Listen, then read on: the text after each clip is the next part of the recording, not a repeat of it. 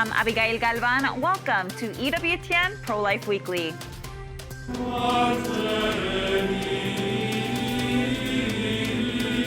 As we mourn the passing of Pope Francis, we look back at the strong pro-life messages he delivered throughout his papacy. In my second term, we will again stand proudly for families and for life. Promises of supporting American families and protecting the most vulnerable, but not all of the Trump administration's policies support life. I've already signed an executive order requiring a mandatory death penalty. On this special episode of EWTN Pro-Life Weekly, we look at the first 100 days of President Trump's impact on life issues and pay tribute to Pope Francis's pro-life legacy.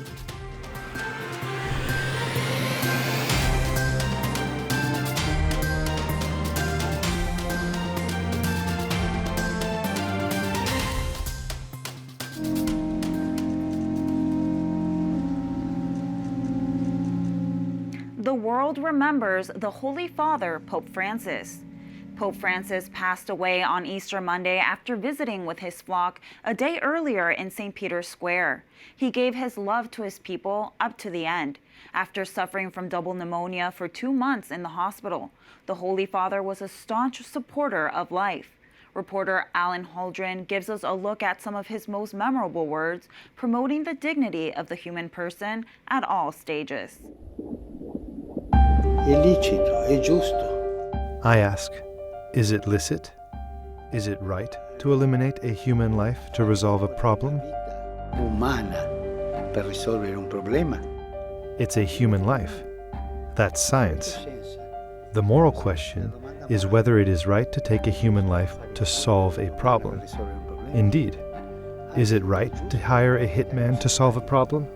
Hiring a hitman. Those strong words from the Holy Father on the practice of abortion. Pope Francis defended the right to life throughout his papacy. During the Day for Life in Italy, held on the first Sunday in February, the Holy Father focused on the atrocities of war. And with regard to the primary value of human life, I reiterate a no to war, which destroys. It destroys everything. It destroys life and induces us to disregard it. At a summit at the Vatican on children's rights in February, Francis highlighted the impact of war and abortion on society. Guardare con gli occhi di chi ha vissuto la guerra è il modo migliore. Listening to those children who today live in violence, exploitation, or injustice serves to strengthen our no to war, to the throwaway culture of waste and profit, in which everything is bought and sold without respect or care for life, especially when that life is small and defenseless. Senza rispetto né cura per la vita, soprattutto quella piccola e indefensa. Pope Francis continually spoke out for those who couldn't speak for themselves, from conception until natural death. It reads in the Catechism, human life is sacred. No one can, under any circumstance, claim for himself the right directly to destroy an innocent human being. Francis never backed down from standing up for life, likening abortion to the work of the mafia. L'aborto non è un male minore. Abortion is not the lesser evil. It is a crime. You throw someone out to save another. That is what the mafia does. It is a crime, an absolute evil. È un crimine, è un male assoluto. In September of 2024, the Holy Father spoke to reporters during his return trip from his apostolic journey to Southeast Asia, reiterating the Church's stance on abortion. Un assassinio. It is murder. It is murder. And this we have to be clear about. Continuing his advocacy for human life in the womb, in January, Pope Francis called for a worldwide ban on surrogacy, saying the practice exploits the child as an object of trafficking. I deem deplorable the practice of so-called surrogate motherhood, which represents a grave violation of the dignity of the woman and of the child. Pope Francis spoke out about other pro-life issues outside of the womb, addressing so-called gender theory in January. Francis called it extremely dangerous. Perché cancella le differenze. It cancels differences in its claim to make everyone equal. These instances of ideological colonization prove injurious and create divisions between states rather than fostering peace. Anziché favorire l'edificazione della pace. The Holy Father also wrote about capital punishment this year in the preface of a book called A Christian on Death Row, My Commitment to Those Condemned, warning that it fosters a cycle of revenge in society, and he called for efforts to end the death penalty. The Holy Father wrote that governments should, quote, focus on allowing prisoners the opportunity to truly change their lives, rather than investing money and resources in their execution. We must never think that there could be a sin, a mistake, or an action of ours that distances us permanently from the Lord. His heart has already been crucified for us. Pope Francis also promoted openness to children and parenthood, which are often overlooked in our secular society. In the official papal document announcing the Jubilee year of 2025, Francis said, quote, openness to life and responsible parenthood is the design that the Creator has implanted in the hearts and bodies of men and women. The desire of young people to give birth to new sons and daughters, as a sign of the fruitfulness of their love, ensures a future for every society. Alan Holdren, EWTN Pro-Life Weekly. For days, world leaders and hundreds of thousands of Catholics paid their respect to the Holy Father at St. Peter's Basilica. President Donald Trump and First Lady Melania visited St. Peter's on Saturday, April 26th, to pay their respects and attend the Holy Father's funeral. The president called Pope Francis a good man who loved the world. President Trump and the Pope didn't see eye to eye on every issue, most notably clashing on the issue of immigration. Vice President J.D. Vance met Pope Francis Easter Sunday, just before the pontiff made what would be his final public appearance. We will protect the historic gains we have made and stop the radical Democrat push for a federal right to unlimited abortion on demand up to the moment of birth and even after birth. Pro-life promises from President Trump at the 2025 March for Life via video speech. In his first term, he made history as the first sitting president to attend the annual event. We take a look now at the first 100 days of Donald Trump's second term in the White House and how his administration is tackling life issues both home and abroad. From abortion and in vitro fertilization and the death penalty, the 47th president has varying stances. Some of his stances are in stark contrast with church teaching, and others align more closely with Catholic values. In January, President Trump signed an executive order to restore the death penalty, saying capital punishment is an essential tool for deterring and punishing those who would commit the most heinous crimes and acts of lethal violence against American citizens. The United States Conference of Catholic Bishops President Timothy Broglio called Trump's order, quote, deeply troubling. In his March speech to a joint session of Congress, President Trump received a standing ovation from Republicans as he called for strong death penalty laws. I've already signed an executive order requiring a mandatory death penalty for anyone who murders a police officer, and tonight I'm asking Congress to pass that policy into permanent law. Another issue that stands in opposition to church teaching, in vitro fertilization. President Trump touted using taxpayer funds for IVF on the campaign trail. The Catholic Church declares IVF immoral for several reasons, including that it separates the Marriage Act from procreation. It invites a third party into that act. It treats children as a commodity, and it kills thousands of babies every year by discarding embryos that a couple or a scientist deems less valuable. Once Trump stepped into the Oval Office, he signed an executive order to expand access and reduce costs of IVF. Fertilization, I've been saying that we're going to do what we have to do, and I think the women and families, husbands, are very appreciative of it.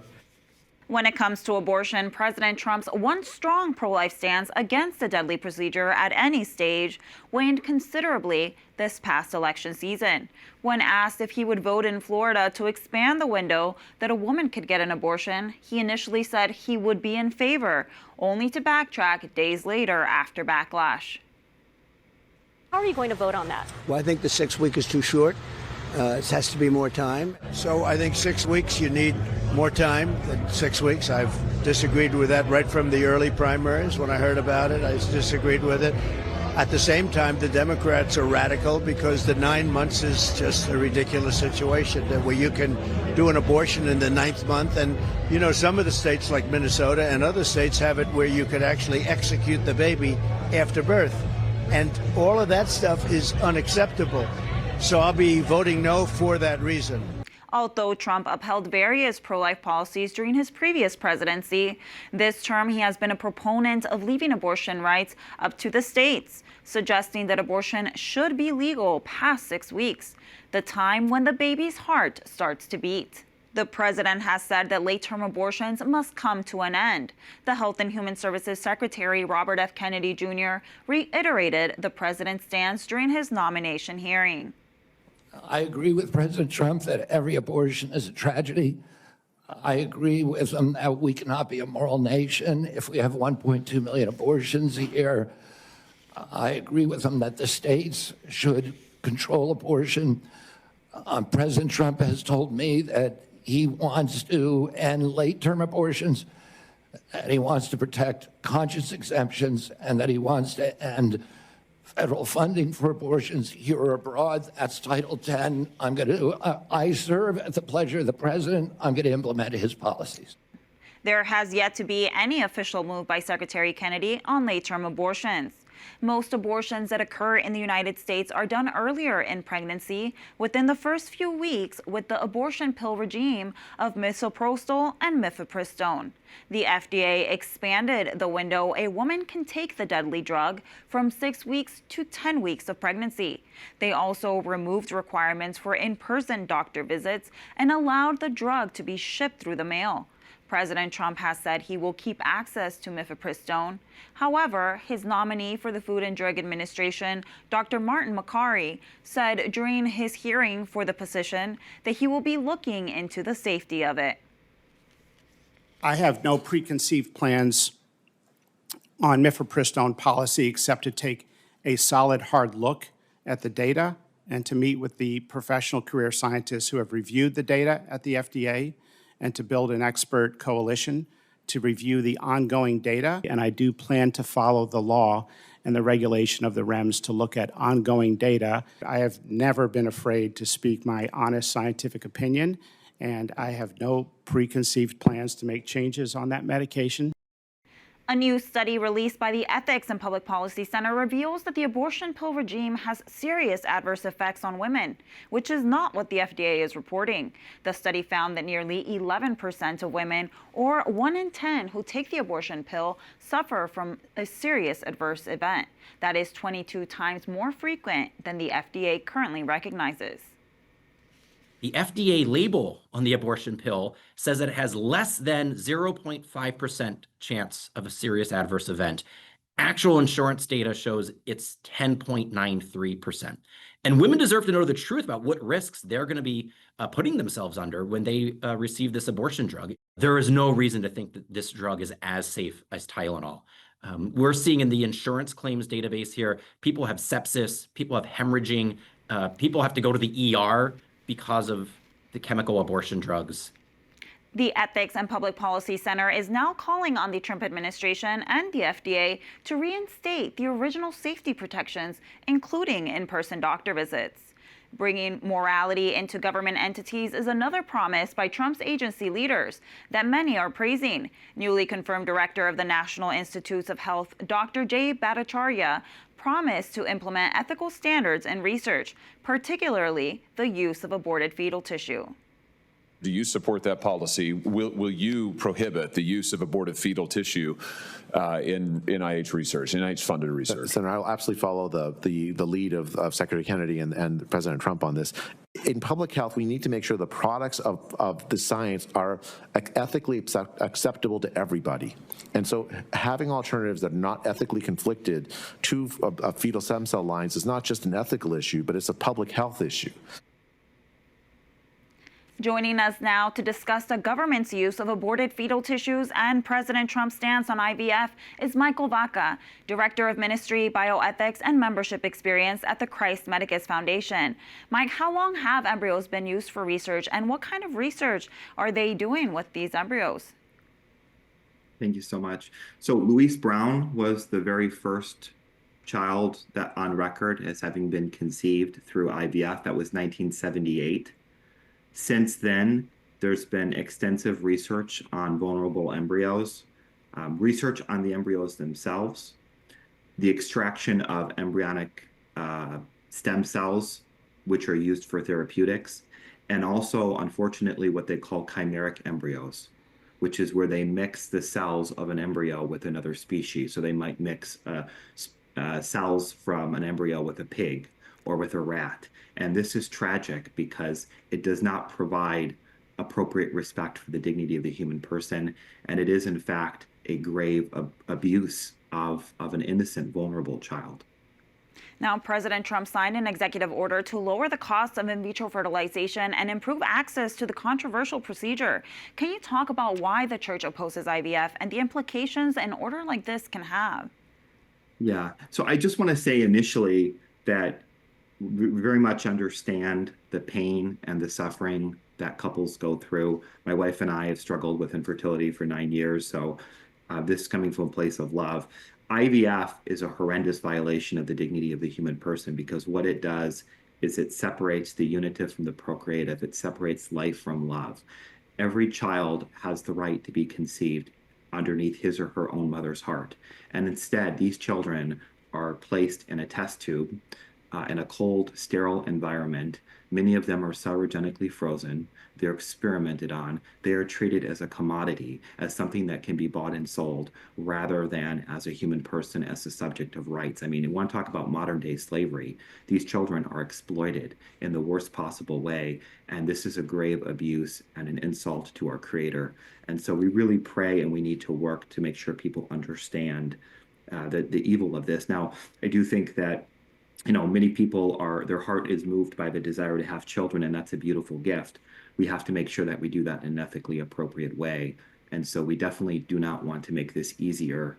We want to promote alternatives, natural family planning, the Creighton model of fertility, other techniques that are very much consistent with the nature of the human person and with the authentic gift of marriage. Thank you, Michael Vaca. Okay, God bless you. A move celebrated by pro-lifers are the sweeping pardons the Trump administration gave for the some 24 pro-life advocates who were arrested and imprisoned for trying to protect life. Next, we have a set of pardons for peaceful pro-life protesters who were prosecuted by the Biden administration for exercising their First Amendment rights. Do you know how many? I believe it's 23, sir. 23 people were prosecuted. They should not have been prosecuted. Many of them are elderly people. They should not have been prosecuted. This is a great honor to sign this.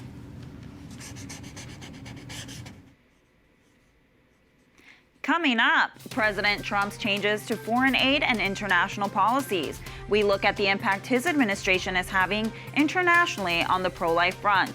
Stay with us.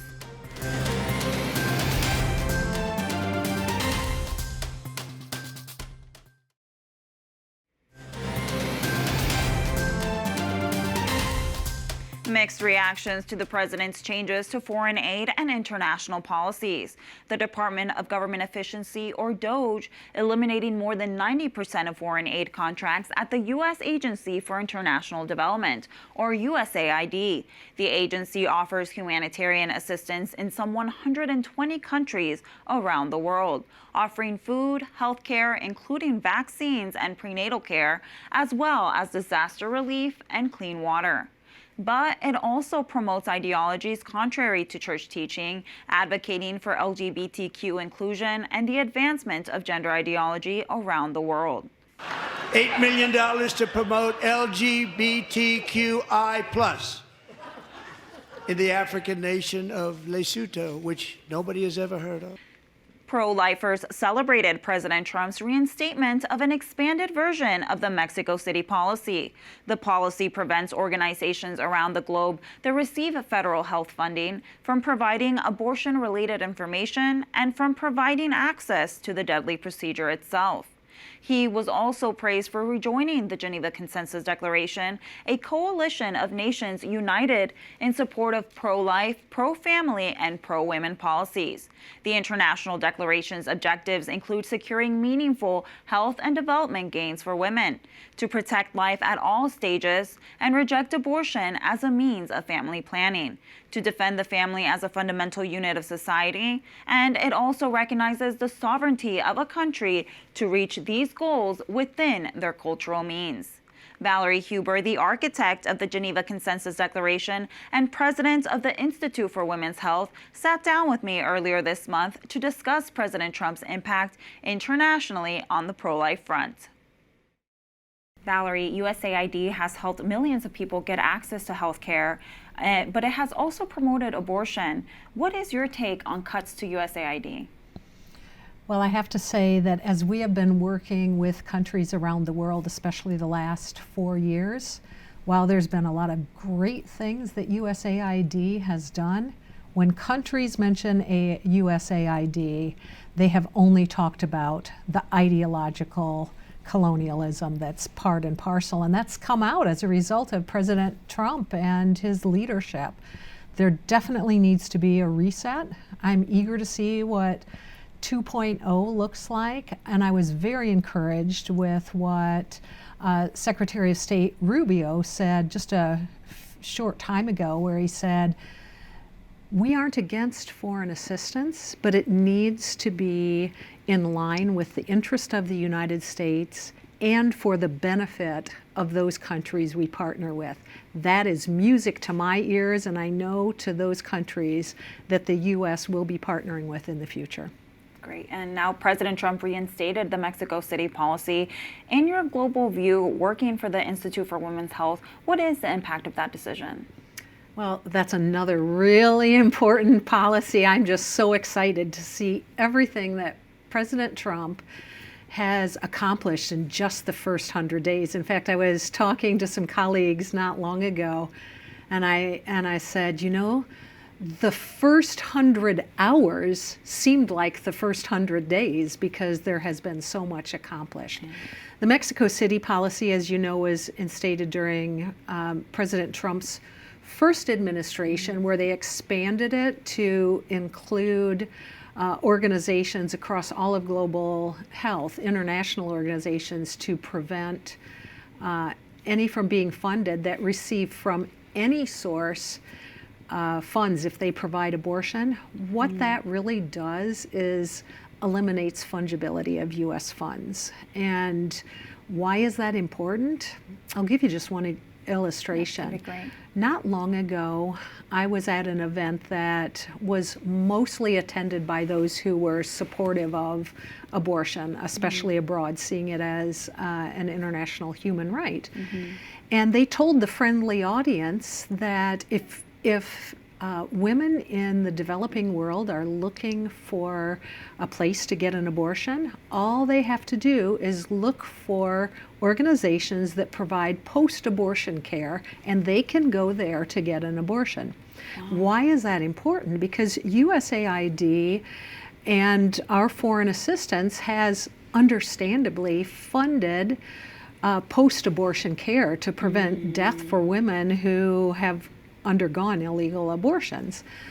However, if organizations that have as one of their priorities the provision of abortion, and they are telling pro-abortion advocates that they can send people to these organizations, my question is, how do you separate U.S. funds from what they are then doing under the auspices of something funded by the federal government? So the Mexico City policy is not only important, but it should be enshrined in U.S. law. That's great. Now, let's take a step back a little bit. Can you tell us the impact of the Trump administration rejoining the Geneva Consensus Declaration? Well, of course, this is another great accomplishment of President Trump. in the first 100 hours, not only did he reinstate the Mexico City policy, but he also rejoined the Geneva Consensus Declaration. That means there are 39 countries that are currently a member, the US being the most recent. But what that does is puts wind behind this coalition, which it's a political declaration, but there are commitments within that that defend the family, improve women's health, state there is no international right to abortion, and that it's the sovereign right of countries to defend life and family. When the United States says this is an important priority of us too, think of the reverberations all around the world as a result. And have you seen concrete examples of that? Yeah, so just recently at the United Nations, the U.S. mission to the United Nations and the State Department called for a special event inviting all the members of the Geneva Consensus Declaration into our mission. I was privileged to be a part of that, which I, of course, was very honored. But that's significant because it is showing that the United States isn't merely rejoining, but they are assuming a leadership role at the United Nations, in public statements on behalf of the U.S., statements coming out of the White House, statements coming out of the State Department. It's very exciting, and I am eager to see that coalition double at least during the next 4 years. Oh, and before we close, what pro-family policies are you working on? Well, we just returned from Africa, where we're partnering with countries to operationalize those commitments that I just named in the Geneva Consensus Declaration. What that does is it not only empowers them, shows them that there are Americans and American organizations that share the same values and priorities for their country, but it also helps them not only build kind of a hedge of protection around their country to defend those values, but it also helps them find practical ways to implement that in country for the benefit of their people. Thank you so much, Valerie, for joining us. Thank you so much for having me. That does it for this edition of EWTN Pro-Life Weekly. Be sure to like and follow us on our social media channels. You can find us at EWTN Pro-Life on X, Facebook, and Instagram. And sign up for our newsletter, The Pro-Life Pulse, EWTN.com/pro-life. Remember, life is a gift. Your life is a gift. God bless.